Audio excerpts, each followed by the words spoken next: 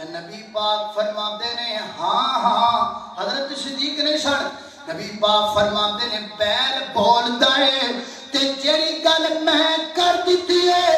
اس گل تے میں بھی ایمان رکھنا میرا صدیق بھی ایمان رکھدا ہے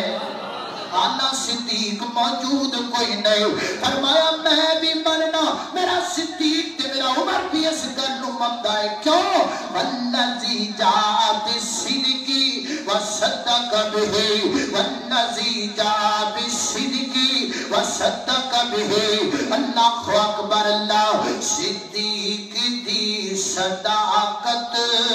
نو جاندا زمانہ صدیق دے پیگو جیا کو سبحان اللہ اللہ صدیق دی صداقت نو جاندا زمانہ صدیق دا نبی نل سب تو بلند یارانہ صدیق دی صداقت نو جاندا زمانہ توجہ صدیق دی بیٹی صدیق دی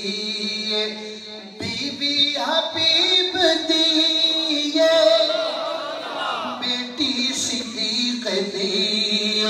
بی بی حبیب دی دیکھو نبی دا خاتم صدیق دا گھرانہ صدیق دی صداقت نو جاندا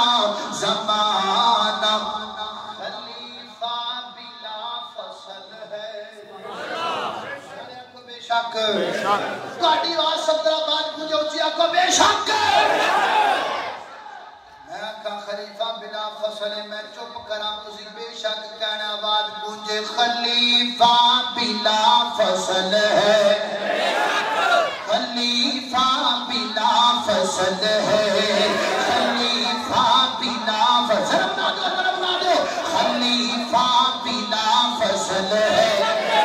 خلیفہ بلا فصل ہے خلیفہ بلا فصل ہے رب دا بڑا فضل ہے خلیفہ بلا فصل ہے رب دا بڑا فضل ہے نبیاں تو بعد افضل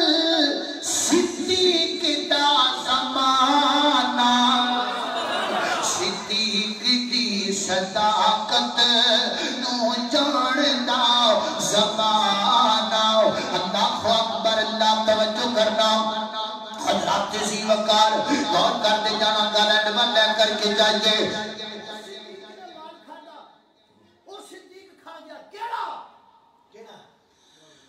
نبی پاک علیہ السلام نے فرمایا مان لے کر آؤ اسی کنا کو مان میں جو کہا اللہ در سے جمال دو کنا کو دو کہ لاکھ دینا کو دو وقت وقت میں 5 لاکھ دینا ادھر بھی دیکھو ادھر الزام لا دے بھی مال کھاتا اے صدیق نے کیڑا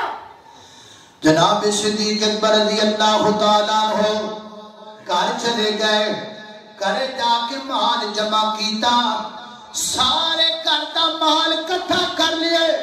کٹھا کر کے پگڑی تے جناب بن کے گٹھڑی سے رتے رکھ کے ٹر پے صدیق نالے ٹر دے جا رہے نے نالے دیوار تے ہاتھ مار دے جا رہے نے گھر والے پوچھا صدیق کی پہ کر دے ہو فرمایا دیوار دے وچ کوئی لوہے دی شے جدی نہ رہ جائے جڑی کملی والے دے قدماں وچ نہ جا سکے